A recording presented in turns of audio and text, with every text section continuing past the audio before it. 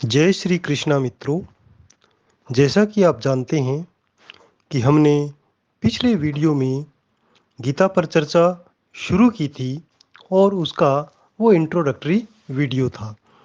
उसमें हमने यह जाना कि कैसे हमें दैनिक जीवन में गीता सहयोग कर सकती है, कितनी महत्वपूर्ण है। एक प्रकार से बेस्ट काउंसलिंग बुक ये मानी गई है। तो उसमें हमने डिस्कस किया था कि गीता से संबंधित बातें, चर्चाएं हम अपने दैनिक जीवन में उतारें और जब हम दोस्तों के साथ गपशप करते हैं तो उस समय उसका कुछ हिस्सा गीता पर चर्चा के रूप में रखें। तो आज हम शिफ्ट हुए हैं अध्याय 1 के बारे में जानने के लिए। अध्याय 1 जो है गीता का, उसमें मुख्य रूप से दो तीन संवाद स्थापित किए गए हैं।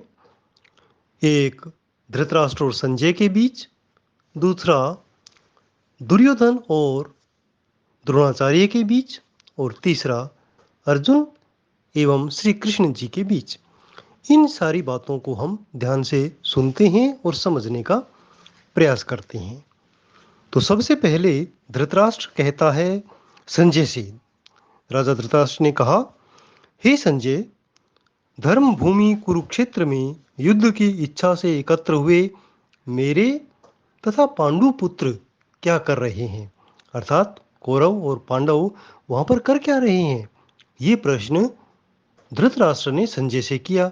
और अब संजय के बारे में तो आप जानते ही हैं कि संजय को वरदान मिला हुआ था कि वो कहीं भी बैठकर दुनिया में कहीं भी घटित होने वाली घटना को देख सकता था और सुन सकता था। तो संजय ने हस्तिनापुर बैठे बैठे देखा कुरुक्षेत्र में क्या हो रहा है और उसका सारा हाल सुना दिया धृतराष्ट्र को। तो क्या कहता है संजय? संजय ने महाराज धृतराष्ट्र से कहा कि हे प्रभु, पांडुपुत्रों द्वारा जो सेना की व्यूह रचना रची गई, जिस हिसाब से उन्होंने सेना को खड़ा किया, उसे देखकर दुर्योधन अपने गुरु द्रोणाचार्य जी के पास गया है और उसने उनसे कुछ कहा। क्या कहा वो अब जान लेते हैं। दुर्योधन कहता है, हे आचार्य, पांडु पुत्रों की विशाल सेना को देखिए, जिसे आपके बुद्धिमान शिष्य द्रुपद के पुत्र ने इतने कौशल तरीके से व्यवस्थित किया है।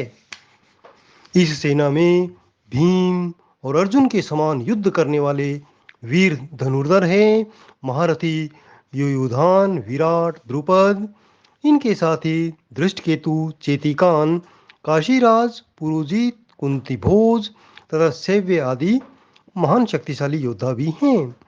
साथ ही साथ पराक्रमी युधामन्यु, अत्यंत शक्तिशाली उत्तमौजा, सुभद्रा के तथा द्रौपदी के पुत्र, ये सभी महारथी हैं। इतना कहने के बाद, यानी थोड़ा सा वर्णन उसने पांडवों की सेना का किया और फिर अपनी विशाल सेना का बढ़ चढ़कर वर्णन शुरू कर दिया। कैसे? देखिए, द्रोणाचार्य से वो कहते हैं कि हे ब्राह्मण श्रेष्ठ, मैंने आपकी सूचना के लिए अपनी उन सेना नायकों के विषय में बताना चाहूँगा जो मेरी सेना को संचालित करने में विशेष रूप से निपुण हैं। तो सबसे पहले उसमें आते हैं आप स्वयं अर्थात द्रोणाचार्य जी, भीष्म, कर्ण, कृपाचार्य, अश्वत्थामा, विकर्ण तथा सोमदत्त का पुत्र भूरिश्रवा। ये ऐसे महावीर हैं जो हमेशा युद्ध में विजयी रहे हैं। और कुछ और अनेक वीर हैं जो अपना जीवन त्याग करने के लिए सिर्फ मेरे लिए उद्यत हैं और वे विविध प्रकार के हथियारों से सुसज्जित हैं तथा युद्ध विद्या में निपुण हैं। हमारी शक्ति अपरिमेय है और हम सब पितामह द्वारा भली भांति संरक्षित हैं, जबकि पांडवों की जो शक्ति है वो भीम द्वारा भली भांति संरक्षित होकर भी सीमित है, जबकि हमारी शक्ति असीमित है। तो इस प्रकार आप देखेंगे कि दुर्योधन के जो वचन हैं उसमें एक प्रकार का घमंड की जो बू वो आ रही थी। दुर्योधन के कहे हुए वचनों से यह भी प्रतीत होता है कि वो अपनी विजय के प्रति पूरी तरह आश्वस्त है। तो उसने कहा कि अकेले जो पितामह भीष्म हैं वो ही सारा युद्ध जीत सकते हैं, बस हमें अन्य महारथियों को उनको सहयोग देना है। तो ये उसने द्रोणाचार्य जी से कहा। इसके पश्चात हमने सुना, यानी संजय ने सुना, वही वो बता रहे हैं धृतराष्ट्र जी को, कि भीष्म पितामह ने अपना शंख बहुत ही जोर से बजाया और वो जो गर्जना थी वो बहुत ही तेज थी। सिंह की गर्जना के समान वो ध्वनि निकली। उससे दुर्योधन बड़ा प्रसन्न हुआ, क्योंकि उसको लगा कि अब युद्ध की शुरुआत हो गई है और विजय तो हमारे साथ है ही। जैसे ही कौरवों की तरफ से भीष्म पितामह ने अपना शंख बजाया, उसके तुरंत बाद बहुत सारे शंख, नगाड़े, बिगुल, तुरुही, सींग एक साथ बज उठे और बहुत ही कोलाहलपूर्ण वहां का माहौल हो गया। उस शंख ध्वनि को सुनकर पांडवों की ओर से भगवान श्री कृष्ण ने सबसे पहले अपना पांचजन्य नामक शंख बजाया। अर्जुन ने देवदत्त शंख, अति भोजी और अति मानवीय कार्य करने वाले भीम ने पौंड्र नाम का भयंकर शंख बजाया। इनके बाद युधिष्ठिर ने अनंत विजय नाम का शंख बजाया। नकुल ने सुघोष और सहदेव ने मणिपुष्पक नाम के शंख बजाए। काशीराज, शिखंडी, धृष्टद्युम्न, विराट, सात्यकी, द्रुपद, द्रौपदी के पुत्र और सुभद्रा के पुत्रों सब ने अपने अपने शंख बजाए। इन शंखों की ध्वनि बजने के बाद युद्ध का आरंभ माना गया।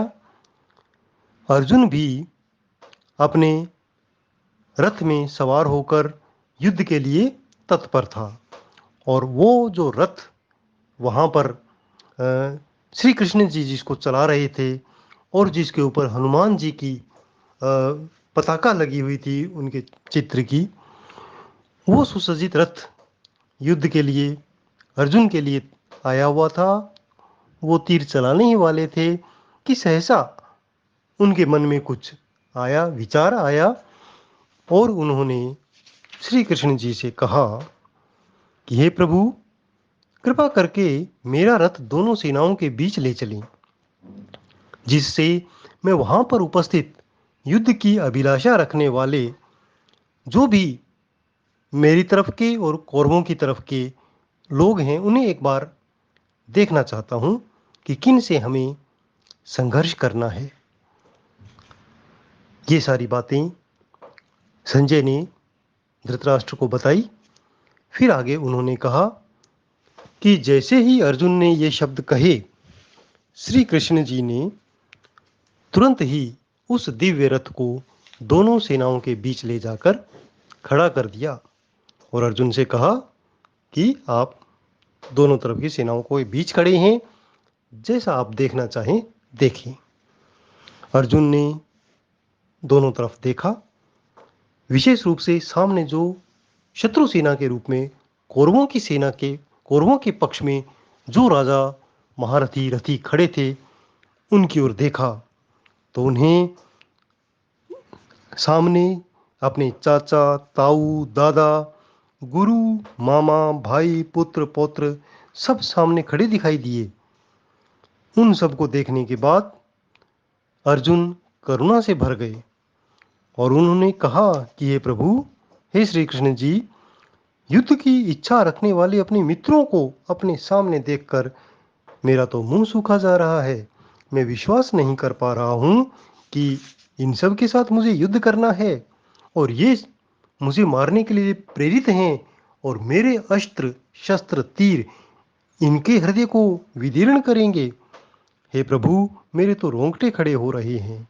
मेरा गांडीव मेरे हाथ से सरक रहा है। मेरी जीभ सूख रही है। मैं क्या करूं? मैं अभी यहाँ पर ज़्यादा खड़ा होने में समर्थ नहीं हूँ। हे प्रभु, मुझे तो इस कार्य में अमंगल ही दिखाई दे रहा है। क्या ये युद्ध जरूरी है? क्या हम अपने थोड़े से राज्य को प्राप्त करने के लिए इन सब को मारेंगे? ये युद्ध मुझे उचित नहीं लगता।